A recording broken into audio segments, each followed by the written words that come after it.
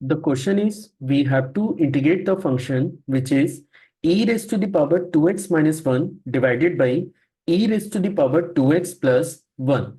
So let's see how we are going to solve the given problem. तो चलिए शुरू करते हैं। तो देखिए गिवन फंक्शन को इनकेस अगर आप इंटीग्रेट करने जा रहे हैं तो इसके लिए सबसे पहले हमें गिवन फंक्शन को हल्का सा मैनिपुलेट करना पड़ेगा जिससे इस फंक्शन को इंटीग्रेट करना मेरे लिए आसान हो जाए।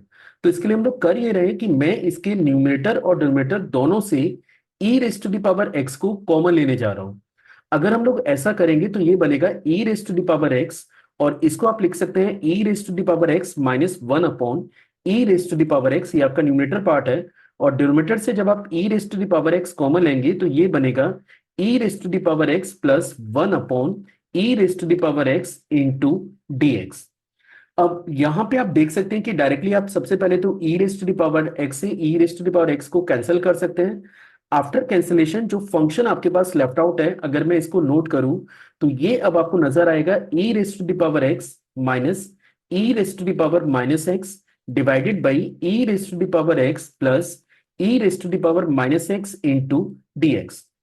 अब देखिए इनकेस अगर हम लोग इस फंक्शन को इंटीग्रेट करना चालू करें तो आप देख सकते हैं कि अगर मैं डिनोमिनेटर को डिफरेंशिएट करता हूं तो न्यूमरेटर में जो फंक्शन आपको नजर आ रहा है एग्जैक्टली सेम फंक्शन आपको मिलने जा रहा है।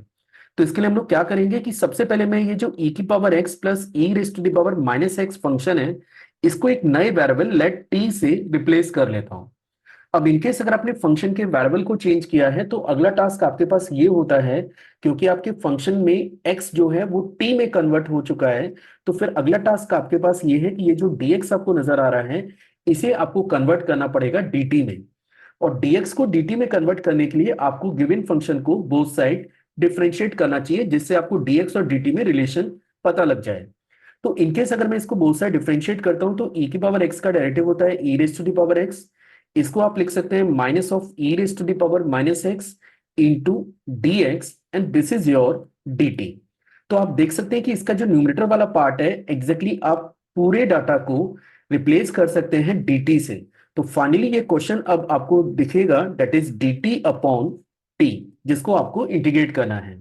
अब जैसा कि हम लोग जानते हैं कि इनकेस अगर हमारे पास ये फॉर्मेट है dx ओवर x का फॉर्मेट है तो इसका इंटीग्रल होता है ln mod of x plus constant. तो फाइनली जब मैं इसको इंटीग्रेट करूंगा तो मुझे मिलेगा ln mod of t plus constant के। पर आप देख सकते हैं कि आपके क्वेश्चन में जो वेरिएबल है वो x है ना कि t। तो मेरा पास अभी अगला टास्क ये है कि ये जो t आपको नजर आ रहा है इसे आपको कन्वर्ट करना पड़ेगा इन टर्म्स ऑफ x। तो फाइनली आप इसे लिख सकते हैं the answer will become ln that is mod of e raise to the power x plus e raise to the power minus x plus constant.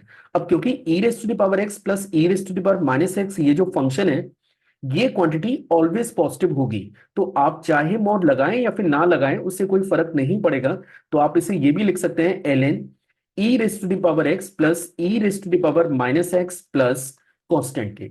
And this is the answer for the given